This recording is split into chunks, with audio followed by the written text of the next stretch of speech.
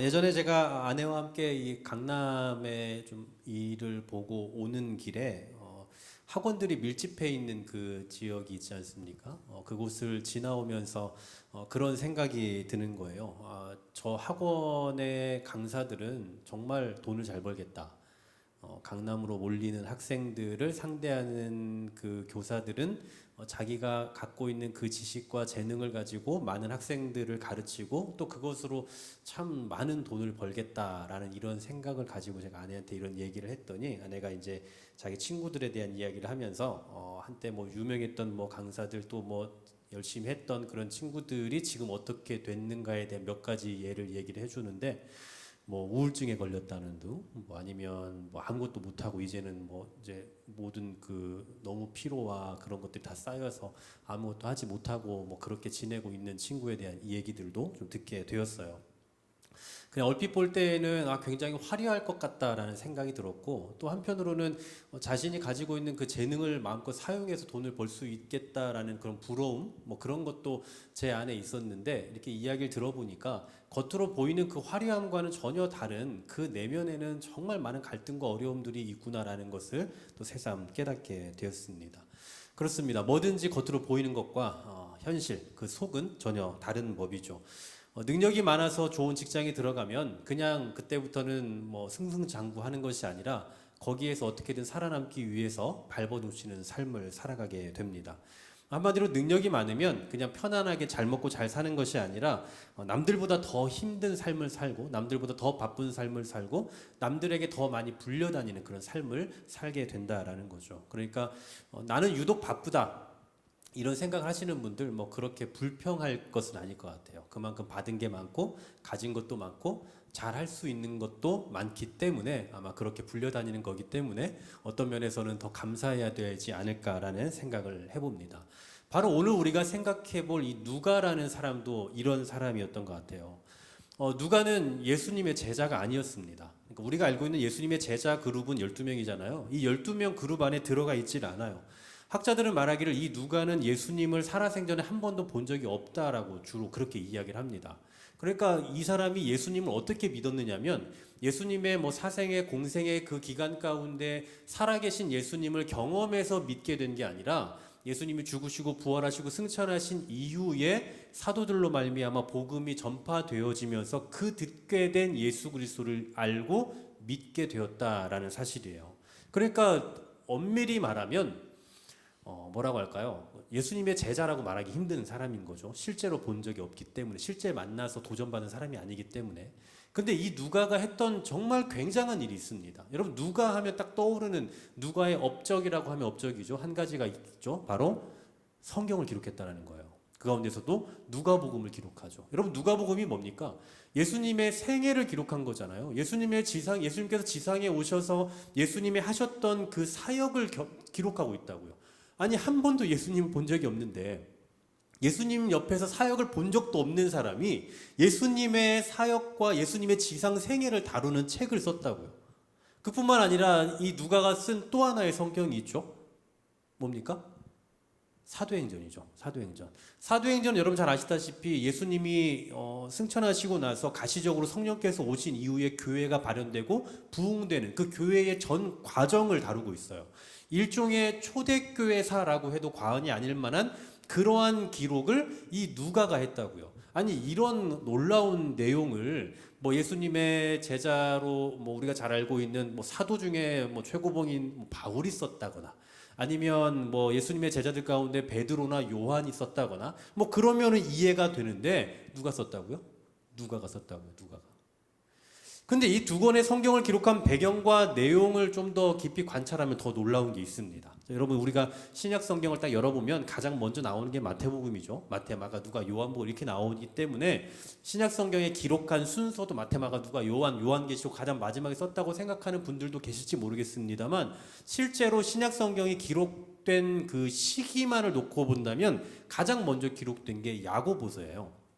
야고보서, 그다음 갈라디아서, 그리고 이 사복음서에서 가장 먼저 기록된 건 마가복음입니다.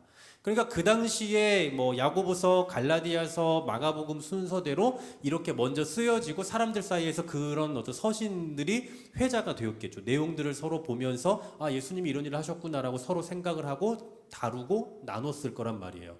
그러면 누가가 어떤 방식으로 예수님의 생애를 알고 예수님에 대해서 이러한 기록을 할 수 있었겠는가 추측을 하실 수 있겠죠. 바로 그러한 회자되고 있었던 예수님에 대한 기록과 예수님의 그 사역에 대한 언급들을 다 취합하고 연구한 결과물이 바로 누가복음인 거예요.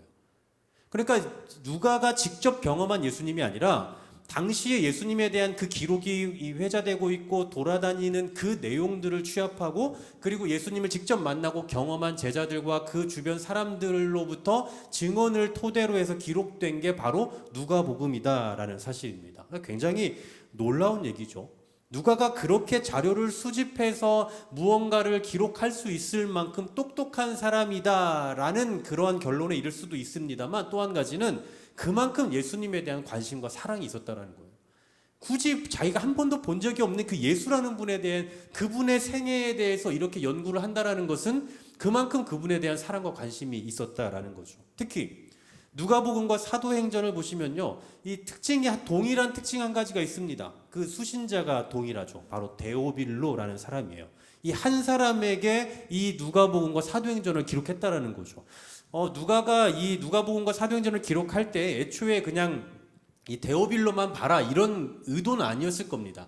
이 복음서를 통해서 이 내용을 통해서 더 많은 사람들이 예수님을 알고 복음을 받아들이기를 소망하는 마음으로 썼겠으나 그러나 1차적으로는 이 데오빌로라는 한 사람에게 쓴 얘기예요.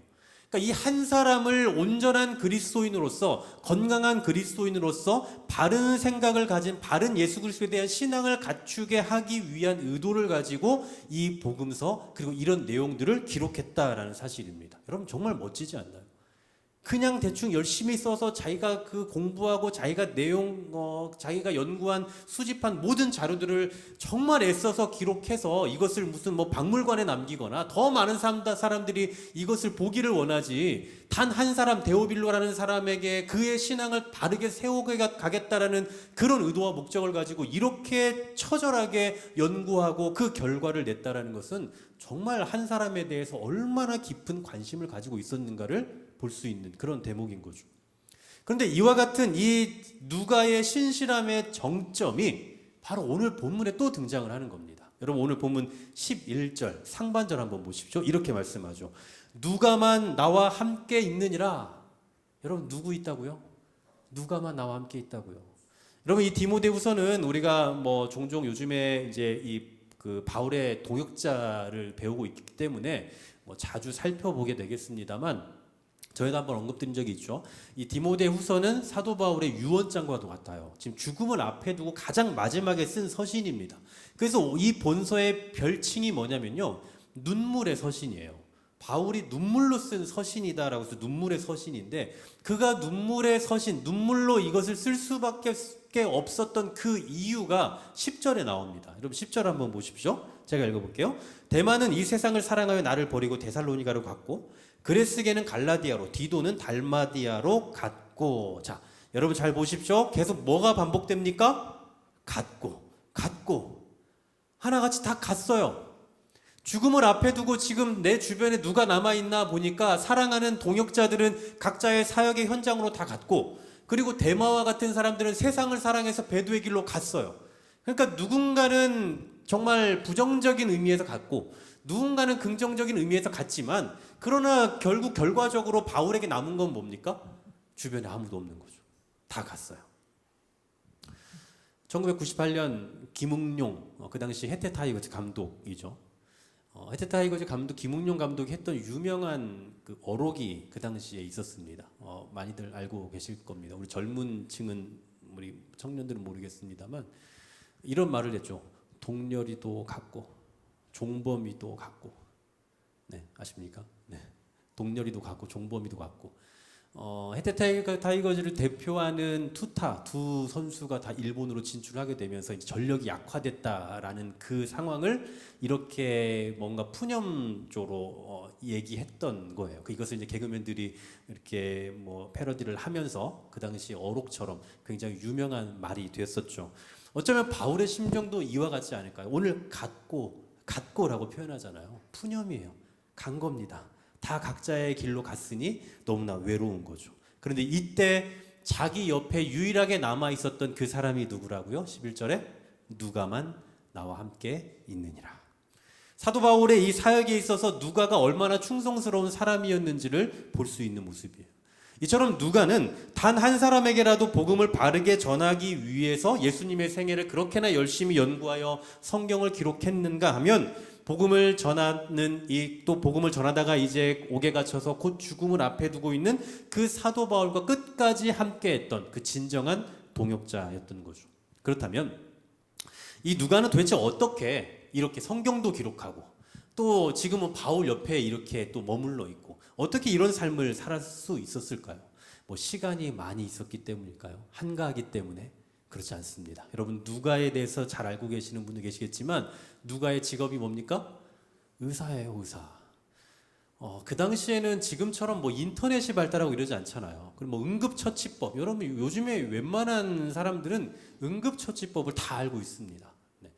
여러분 혹시 뭐 약에 대해서 좀 궁금하시면 저희 아내에게 물어보십시오. 다 압니다. 네.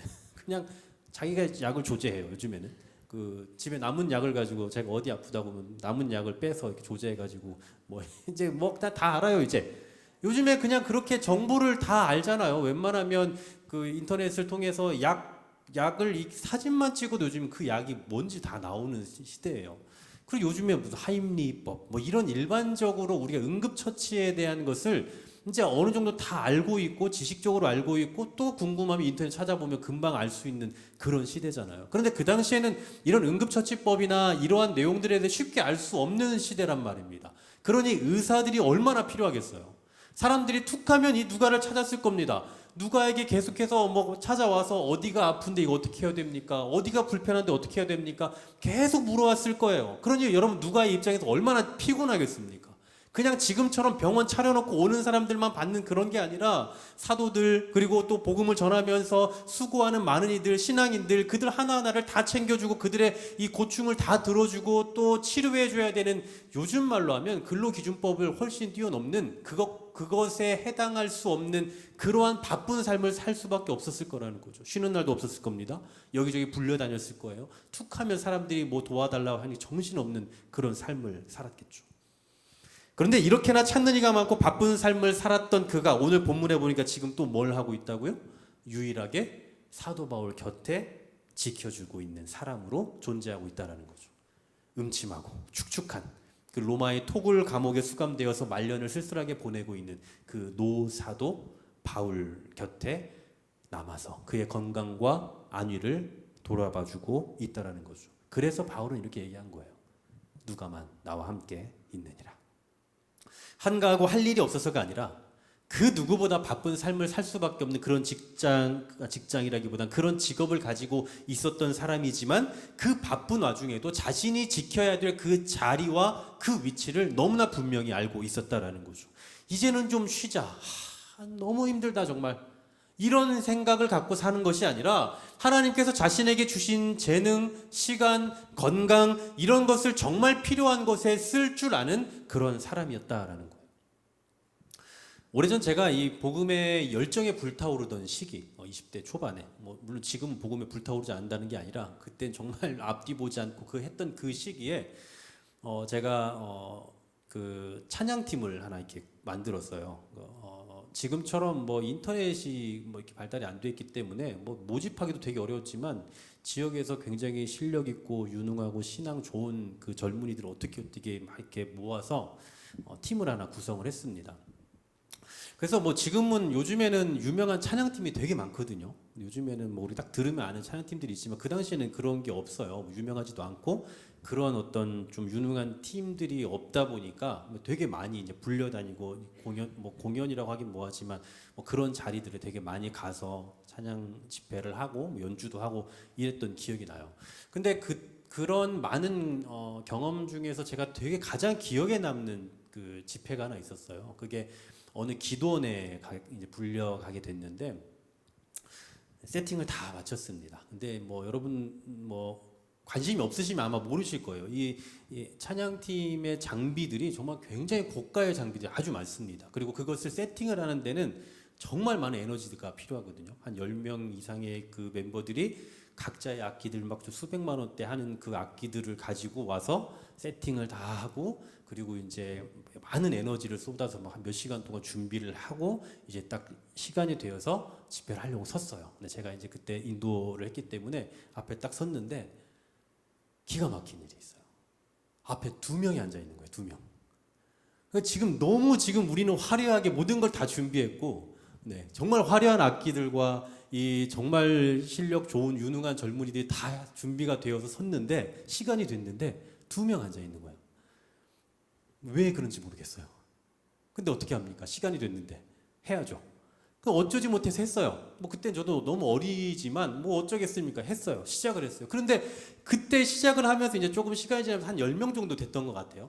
근데 그때의 그 찬양을 저 잊을 수가 없어요. 그때 하나님 주셨던 우리에게 주셨던 그 은혜. 왜냐하면 그 당시에 사실은 뭐 저도 그랬고 팀 자체가 조금 약간 교만이 이렇게 좀 올라와 있을 때였어요. 왜냐하면 소위 말하는 잘 나가는 때니까 교만이 좀 올라와 있어요. 그러니까 이게 많은 사람들 앞에서 어떤 보여지는 제가 한번 어디 가서 이렇게 하고 나면 그 당시에 뭐 다음 카페라는 게 되게 가장 유행이었거든요. 그럼 거기에 이렇게 막 사람들이 들어와가지고 베이스 오빠 너무 멋있다고 제가 베이스 오빠였거든요. 너무 멋있다고 막 저한테 그런 한 번 갔다 오면 레슨이 막 들어오고 난리도 아니었어요. 그러니까 제가 이게 여기 올라간 거죠. 이게 지금 찬양인지 그냥 악기 연주인지 뭐 구분이 가지 않는 그런 때에 단 2명의 사람을 놓고 찬양을 하기 시작하는데 그때 정말 찬양의 이유가 무엇인가를 깨닫게 하셨어요. 우리 모두에게. 사람이 있든 없든 단 한 사람, 단 2사람이 있더라도 하나님께서 그 자리에 계시면 우리 모두가 하나님 앞에 예배자이기 때문에 이게 하나님 앞에 예배가 되고 이게 바로 찬양의 이유가 된다라는 것을 제가 그때 다시 한번 깨닫게 하셨어요. 최근에 제가 아는 목사님하고 좀 대화를 하는 중에 저랑 같이 깊이 공감했던 이야기가 있었는데 이런 얘기였습니다. 좋은 설교거리들이 있어요. 좋은 설교거리, 그러니까 좋은 설교의 재료죠. 근데 이 설교의 재료를 제가 우리 한길교회에 계속 이제 이렇게 평생 사역을 하다 보면 그 재료를 아무 때나 꺼내기 아까운 것들이 있을 거란 말입니다. 이게 나중에 우리가 좀 부흥돼서 막 정말 사람 많을 때 그때 꺼내고 싶은 것들이 있는데 그런 마음이 든단 말이에요. 그래서 이걸 꺼내지 말까 꺼낼까 뭐 이런 고민을 하는 저도 사실 그런 게 좀 있는데 그분도 동일하게 그 말씀을 하시더라고요. 그런 게 아까운 게 있다. 지금 꺼내기 아까운 게 있다. 지금 꺼내기. 지금보다 훨씬 많은 사람들 앞에서 꺼내야 되는데 지금 꺼내면 이 재료를 이제 소멸을 되니까 꺼내기 너무 아까운 게 있다. 이런 생각을 갖게 돼요. 그러니까 설교를 하면서도 설교자로서도 어떤 그 재능이나 제가 가지고 있는 그 좋은 재료를 쉽게 꺼내기가 힘든 아끼려고 하는 그런 생각들을 갖게 된다는 거죠. 여러분 만약에 누가가 이런 생각을 가지고 있었더라면 적은 사람 앞에서 어떻게 찬양하냐? 이 좋은 장비들을 가지고 어떻게 이 좁은 데서 할 수 있냐라는 생각, 이 좋은 설교의 재료를 어떻게 이 적은 숫자 앞에서 할 수 있냐라는 이런 생각, 만약에 이런 생각을 가지고 있었더라면 단 한 사람, 데오빌로만을 위해서 예수님의 생애를 그렇게 연구하지 않았을 거예요. 또한 당시에 정말 많은 사람들에게 꼭 필요한 직업인 의사로서 충분히 많은 돈을 벌고 많은 사람들에게 인정받을 수 있고 인기를 얻을 수 있음에도 불구하고 곧 죽음을 앞에 두고 있는 노사도 옆을 끝까지 지키는 그런 일을 하지는 않았을 거다라는 겁니다. 그러나 누가는 어땠어요? 그 누구보다 바쁜 사람이었음에도 불구하고 한 사람을 위한 수고 그리고 한 사람을 위한 희생을 아끼지 않았다라는 거죠. 저는 이런 모습이야말로 이 시대의 교회를 이루어가고 있는 우리 성도들과 또한 교회가 본질적으로 가져야 될 정신이 아닌가라는 생각이 들어요. 사람도 별로 없는데 나중에 하지. 아직은 좀 교회가 적으니까 좀 천천히 합시다. 지금은 좀 숫자가 적으니까 아직 하지 말고 좀 나중에 좀 이렇게 되면 그때 합시다. 이런 생각이 아니라 단 한 사람이라도 예배자로 있다면 그 사람을 위해서 우리는 시작해야겠다는 정신을 좀 갖자라는 거죠. 제가 전에도 한번 최근에 말씀드린 적이 있습니다만 우리 중고등부 아이들, 사실은 우리 중고등부가 굉장히 약합니다. 우리 교회에서는. 제가 볼 때는 유초등부는 우리 교회 규모에 비해서 굉장히 부흥되어 있다고 생각되고 중고등부 상당히 가장 약해요. 그래서 제가 얼마 전에도 제가 지하의 중고등부실에 가서 제가 되게 그런 마음을 느꼈다고 말씀드렸잖아요. 여러분 사실 만약에 이런 상상을 해보십시오. 우리 중고등부 아이들이 지금 몇백 명이 돼요. 우리 중고등부 아이들이 자꾸 몰려와요. 그럼 여러분 그냥 그 지하에다 계속 두실 겁니까? 그러지 않을 거야. 저부터도요. 당장에 어떤 대안을 내겠죠. 근데 지금 우리는 너무 적다는 이유 때문에 별로 관심을 두지 않는 건 아닌가라는 저부터 그 생각이 너무 많이 들어요. 그래서 최근에 제가 지금 가장 집중하고 가장 기도하고 있는 게 그 제목입니다. 여러분. 제가 지금 자꾸 요즘에 이 얘기를 자꾸 하고 있는 이유를 아셔야 돼요. 네. 세상의 가치 기준으로 놓고 보면 적은 것, 작은 것, 여러분 이런 건 상대적으로 가치가 떨어진다고 생각해요. 당연하죠. 이게 세상적인 가치 기준으로 놓고 보면 당연히 그렇습니다. 그래서 자연스럽게 우리의 관심에서 멀어질 수밖에 없는 거예요. 하지만 교회는 어떻습니까? 한 영혼을 소중히 여기는 거예요. 적은 수라도 예배자로 모여있는 우리 한 사람 한 사람이 너무나 소중한 존재라는 거, 그리고 이 예배 한 순간순간이 너무나 소중한 시간이다라는 사실이죠. 그러므로 숫자가 이것밖에 안 되는데 우리가 굳이 엄청난 수고를 드릴 필요 있냐? 지금 숫자가 이것밖에 안 되는데 우리가 굳이 이런 재정을 드릴 필요가 있냐, 이런 생각을 하는 것이 아니라 단 한 영혼이라도 하나님 앞에 예배자로 살아가고자 하는 그 마음이 있다면 그 영혼을 위해서도 우리는 시작하자라는 거예요. 반드시 무언가라도 시작해야 된다. 여러분 한 사람을 위해서 수고하는 것보다 수백 명, 수천 명을 위해서 수고하는 것이 훨씬 가치 있다라고 생각할 수 없는 거예요. 여러분 오늘 데오빌로 한 사람을 위해서 예수님에 대해 연구하고 성경을 기록했던 누가의 수고, 곧 죽음을 앞에 두고 있는 노사도를 끝까지 옆에서 지켜주고 있는 이 누가의 수고를 누가 헛되다고 말합니까? 누가 별 볼 일 없다고 말합니까? 아이고 야 뭐 겨우 한 사람을 위해 썼냐? 라고 누가 누가복음을 무시하고 누가 사도행전을 무시하냐고요.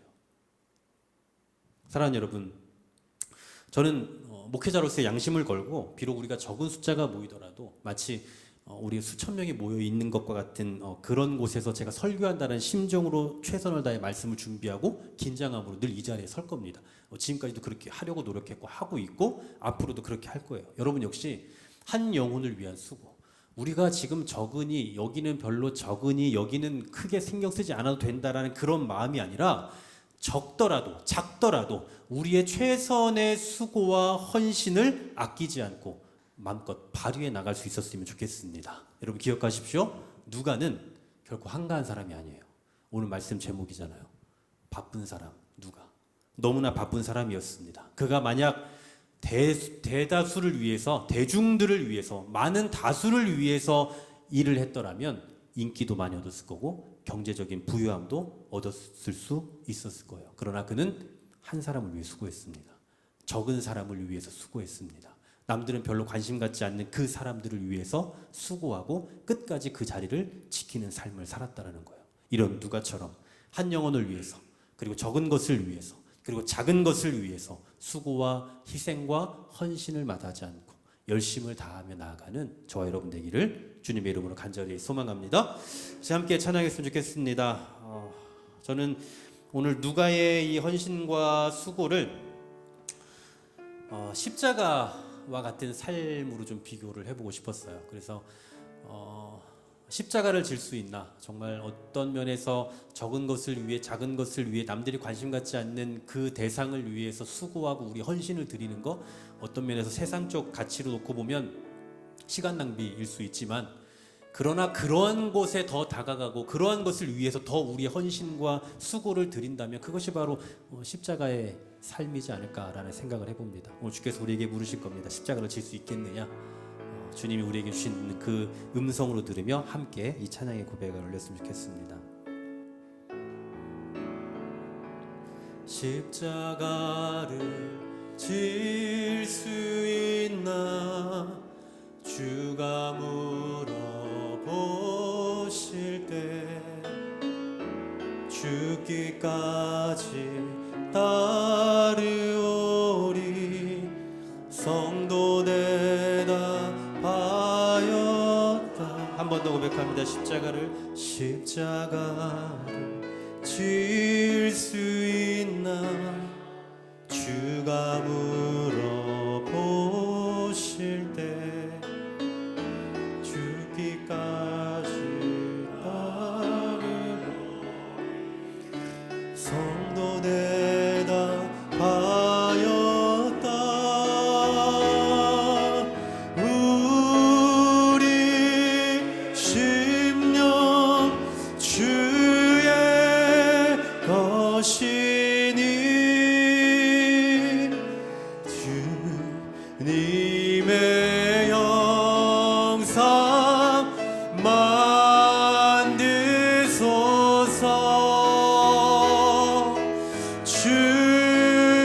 주인도 따라 살아갈 동안 사랑과 충성 늘 바치오. 4절 고백합니다. 이런 일 다 할 수 있나? 이런 일 주가 물어보실 때 용감한 자 바울처럼 선뜻 대답하리라.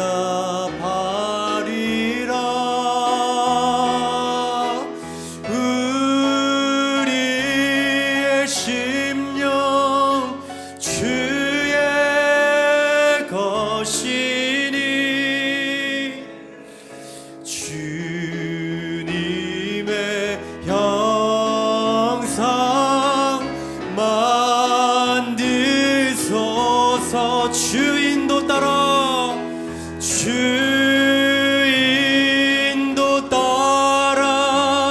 살아갈